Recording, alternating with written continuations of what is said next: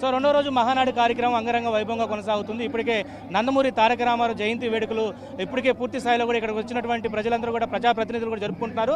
మనతో పాటు కర్నూలు ఎంపీ నాగరాజు గారు ఉన్నారు. ఒకసారి ఆయనతో మాట్లాడదాం. ఎంపీ గారు ఈరోజు ప్రధానంగా నందమూరి తారక రామారావు గారి జయంతి వేడుకలు మహానాడు ప్రత్యేకత ఏంటి, ఏమంటారు నందమూరి తారక రామారావు జయంతి వేడుకల సందర్భంగా? నందమూరి తారక రామారావు గారిది మన కూటమి ప్రభుత్వం వచ్చిన తర్వాత ఈ ఘనంగా ఏర్పాట్లు. ఎందుకంటే ప్రతిపక్ష నాయకుడు ఎవరు ఇప్పుడు జగన్మోహన్ రెడ్డి గారు ఏదైతే నా గడ్డ అని కడప గడ్డ అంటున్నాడో ఆ కడప నీది కాదే మాదని చెప్పేసి అదే ఇంట్లో మేము చాటి చెప్పే విధంగా తెలుగు ప్రజలంతా గర్వించే విధంగా బ్రహ్మాండంగా మహానాడుని నిర్వహిస్తున్నాం.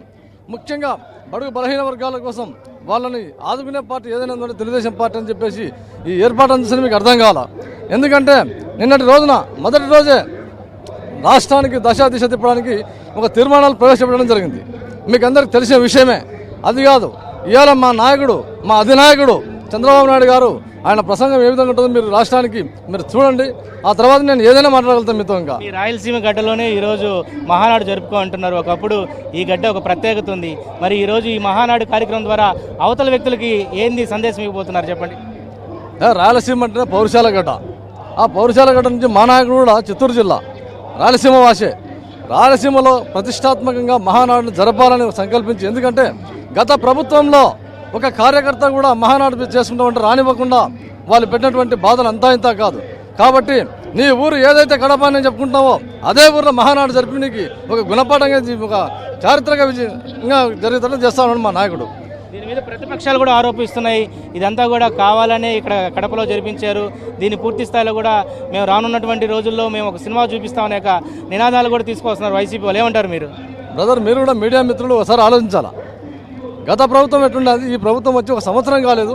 ఒక సంవత్సరంలో ఏమాత్రం సంక్షేమం అయితేనే అభివృద్ధి అయితేనేమి మా మేనిఫెస్టో ప్రకారం మా ముఖ్యమంత్రి వాళ్ళు ఇచ్చినటువంటి మేనిఫెస్టోలో భాగంగా కూడా ఏ ఒక్కటి తూచా తప్పకుండా పాటిస్తూ నిన్నటి రోజున కూడా సార్ చెప్పారు మా మేనిఫెస్టో ఏమాత్రం ఒకటి కూడా మిస్ కాకుండా చేస్తున్నామని చెప్పేసి. అంతేకాక మీరు బాగా చూస్తూ ఉన్నారు ఎంత ఆహ్లాద వాతావరణంలో ప్రతి ఒక్కరూ రాజకీయంగా వాళ్ళు ప్రజాస్వామ్యయుతంలో బ్రహ్మాండంగా పాల్గొని చక్కటి వాతావరణం కూడా అందుకు మాకు సహకరిస్తూ ఉంది. ఇదే మీకు నిదర్శనం. కాబట్టి మా తెలుగుదేశం పార్టీ యొక్క అజెండా ఏందో ఈరోజు మా ముఖ్యమంత్రి వర్యులు బ్రహ్మాండంగా చక్కటి సందేశం ఇస్తారు. రాష్ట్రానికి ఏ విధంగా దిశ ఉంటుందో మీరు చూడండి. ఈరోజు చూసిన తర్వాత మీరు ఏమైనా నేను మాట్లాడగలుగుతాను. చివరిగా రాయలసీమ అభివృద్ధిపై ఎలాంటి చర్చలు జరగబోతున్నాయి, ఎలాంటి ఎజెండాతో నారా చంద్రబాబు నాయుడు గారు ఏంటచ్చు, మీ యువనేత లోకేష్ గురించి ఎలాంటి తీసుకోబోతున్నారు రాయలసీమ అభివృద్ధిపై? ఒక్క మాటలు చెప్పాలంటే బ్రదర్, వాస్తవంగా రాష్ట్రం విడిపోయిన తర్వాత రాయలసీమకు గత ప్రభుత్వంలో జరిగిన ఒక ఇంచు లేదు.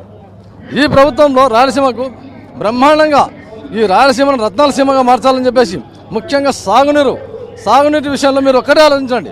80,000 కోట్లతో ఎవరు కనివినని చరిత్ర అది. పోలవరం నీళ్లను ఈ కడప జిల్లా పక్కన మారుతుంటే పెన్నా నదిలో కలపాలని చెప్పేసి మా నాయకుడు సంకల్పించారయ్యా. అది చిన్న విషయం కాదు. అది పోలవరం టు బనకచెర్ల టు పెన్నా నది కలపడానికి సంకల్పం చేశారు. దానికి తీర్మానం కూడా చేస్తూ ఉన్నారు ఇక్కడ. కాబట్టి రాయలసీమను సస్యశ్యామలం చేయడం మా యొక్క నాయకుడి యొక్క ఉద్దేశం. అంతేకాక హంద్రనీవా మీరు తీసుకోండి.